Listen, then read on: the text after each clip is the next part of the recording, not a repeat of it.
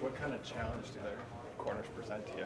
Yeah, well, I think they have two guys on the outside, and then obviously a nickel that they play really well together.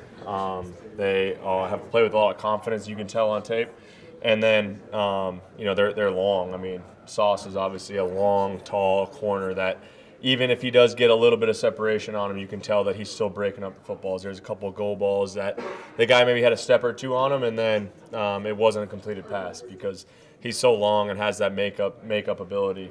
And then on the other side, they play physical.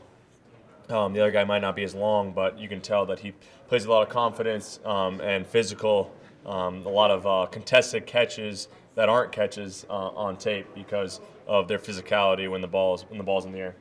When you say they play well together, is that communication or is that like complementary skill sets? I think honestly, it comes from their scheme.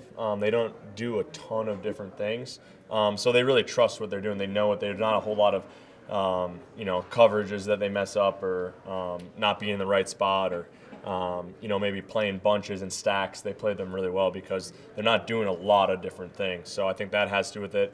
I'm sure they're smart football players as well. It takes a lot. In the NFL, you got to be a smart football player no matter what position you play. So they do that really well.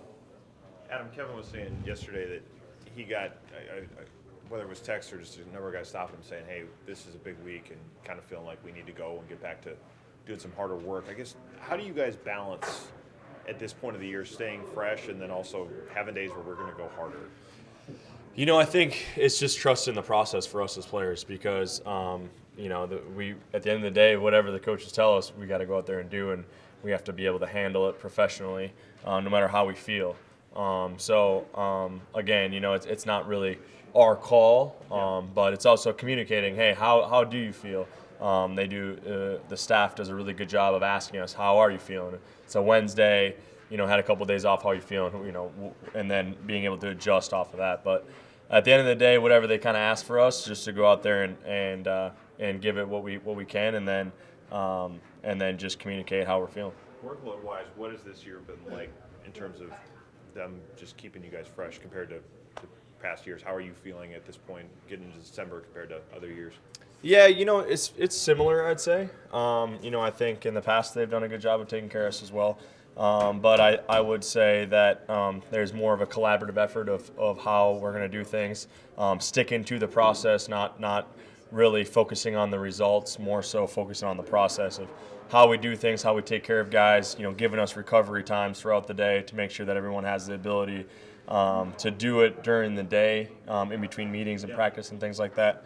I think has been helpful, and then just that communication. There's always iPads in here on certain days to make sure that we're filling out how we feel. Well, what's hurting, what's our stress levels, what's our body feel like, and then they can kind of use that to adapt to maybe doing one day of walkthrough or maybe we do go full speed. I think there's a really good collaborative effort of taking care of bodies, and I think it's showing and it's paying off in maybe the little injuries, maybe not as many of those little injuries throughout a season. So the more we can take care of that, the better it will be. You say iPads, just like a weekly survey kind of thing? Yeah, yep, exactly. Just a survey to say, hey, what's hurting? How do your legs feel? What's your stress levels? Things like that.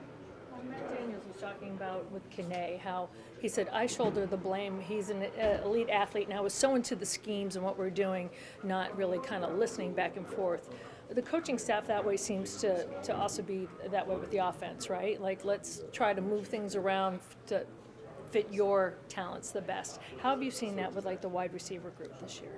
Yeah, no, I think there's definitely some of that. I think everyone's kind of still at this point trying to figure out both ways, whether it's us as players trying to figure out the best way to master this scheme, and then also the coaches trying to figure out what we do best as players and how they can help. Honestly, at the end of the day, help the offense score points. What are the best things that we can do as an offense to score points, and understanding what individuals can do things to help do that. So I think it's still an ongoing process, but I think it's a collaborative effort of each week you kind of figure out a little bit more and say, okay, maybe maybe we should use this guy this way or use him this way. And then again, sometimes maybe it's just letting guys go play ball and giving them opportunities to make plays and don't overthink it. So I think they do a really good job of just doing whatever it takes to help this team win. And I think it's showing by the ability to move Justin around and for him to have success week in and week out. I mean, obviously they're doing something right to be able to give him those opportunities when teams are trying to take him away. In this game, how common is it to where you guys run routes and adjust based on leverage and what you're seeing? I guess how much more common is that than maybe you've had in years past, or not at all? Yeah, no, there's not a lot of adjustments within your routes. I think it's just kind of having a lot of options to be able to get on the ball and go fast and to kind of take what the defense is giving you. So a lot of different things up to say, okay, if they play us this way, this is what we'll do. If they play us this way, we can do this. But there's not a lot of adjustments per se within a certain route. I mean, you have a route, you have a depth, and you have a timing. So you kind of stick to those. This is kind of on topic, but the Cleats for a Cause, obviously for the Thielen Foundation. What does that mean to you, and did you design them, and how did that come about in terms of the cleats? Yeah, super exciting, obviously, to represent the Thielen Foundation, which in turn represents, Minnesota and the youth of Minnesota and how we can give back as a foundation to this community. And so to be able to represent that and be able to showcase it and to hopefully, bring a little bit of awareness to kind of what we're doing and how we're able to make an impact in the community is really cool. It's great that the NFL allows us to do that, and then the Vikings have been super supportive.